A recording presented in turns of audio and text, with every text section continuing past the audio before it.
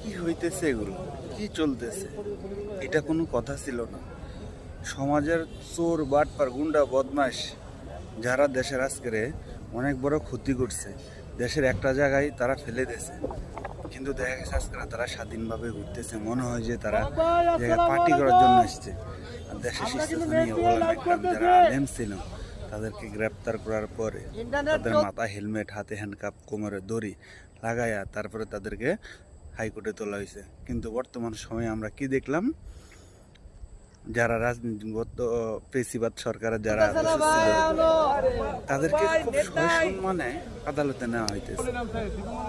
দেশের মানুষ লজ্জায় আজকের মুখ দেখাইতে পারতেছে না। তার মানে বোঝা গেল যে সব জায়গায় যদি লোক চেঞ্জ হয়েছে, কিন্তু বাট প্রশাসনের জায়গায়, আইনের জায়গায় লোক এখনো চেঞ্জ হইতে পারে না।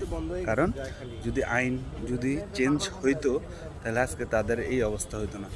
তারা মনে হয় যে পিকনিক গেছে, ঘোরাঘুরি করতেছে জায়গা, মানে এত রিল্যাক্স ভাবে যাইতেছে, তাদের কাছে মনেই হয় না তারা জেলের মধ্যে আছে। এটা আমাদের জন্য খুব দুঃখজনক, কষ্ট। এই ভিডিওগুলো দেখেন, এই জায়গায় ভিডিওগুলো দেখার পরে জিনিসগুলো বুঝতে পারবেন যে আসলে আমি সত্যি বলছি না মিথ্যে বলছি। জাতি জবাব চায়, জাতি জবাব চায় পুরা বাংলার মানুষের কাছে, চায় পুরো দেশের কাছে। জবাব দিতে পারবি কি? এখন বর্তমানে যিনি আছেন উপদেষ্টা ডক্টর মোহাম্মদ ইউনূস সাহেব, উনি কি এটার ব্যাখ্যা করতে পারবেন? আজও কি সম্ভব ওনার দ্বারা? কেননা যে সময় আলেমদেরকে এভাবে জেলের মধ্যে নেওয়া হয়েছে তখন কেউ প্রতিবাদ করে নাই, কিন্তু আজকে যারা খুনি সন্ত্রাসী তাদেরকে খোলা হাত ছেড়ে দেওয়া হয়।